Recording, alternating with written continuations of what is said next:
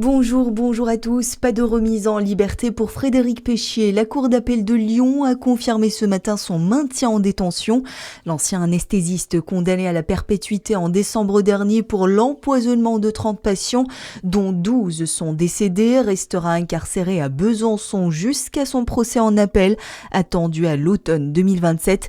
Les magistrats invoquent notamment le risque de pression sur les témoins, ainsi que la gravité des faits reprochés.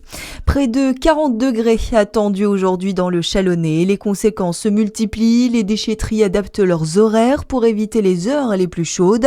La canicule entraîne aussi plusieurs annulations, notamment à la journée citoyenne de la Charmée, le vernissage de l'exposition Objectif Photo à Châlons et l'ensemble des entraînements du Grand Chalon Athlétisme.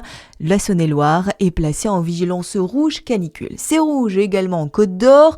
Conséquence, plusieurs communes ont renforcé leur dispositif de protection. Les sorties scolaires de plein air sont suspendues, 33 écoles sont fermées ou adaptées.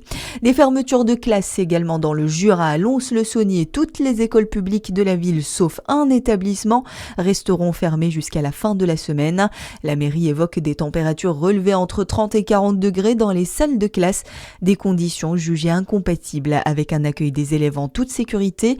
Le Jura est actuellement placé en vigilance orange canicule, tout comme le Doubs. Et jusqu'à 43 degrés attendus aujourd'hui, un mois de juin de tous les records partout en France. Ce mardi, 54 départements sont placés en vigilance rouge canicule, 35 sont en orange et pour se rafraîchir, certains sont tentés d'aller se baigner. Depuis le début de la canicule, on dénombre au moins 13 morts noyés en France et le risque n'est pas qu'en mer, dans les rivières, les lacs et même les piscines privées. Selon BFM TV, un joueur de football de Ligue 2 est en état de mort cérébrale après s'être noyé dans le Rhône, près de Lyon hier en fin de journée.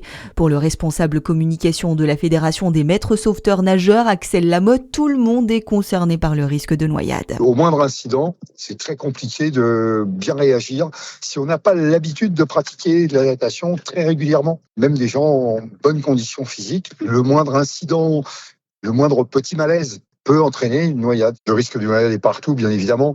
Nous ne sommes pas des poissons ni des méduses, nous n'habitons pas l'eau. Nous habitons la terre et quand on est dans l'eau, il faut prendre un certain nombre de précautions indispensables pour éviter les risques, une différence de fond ou n'importe quoi qui puisse vous troubler. Et quand le trouble est dans l'eau, effectivement, le risque, c'est la noyade. Et on vous le rappelle, il est fortement conseillé de se baigner dans les zones surveillées et d'entrer dans l'eau progressivement.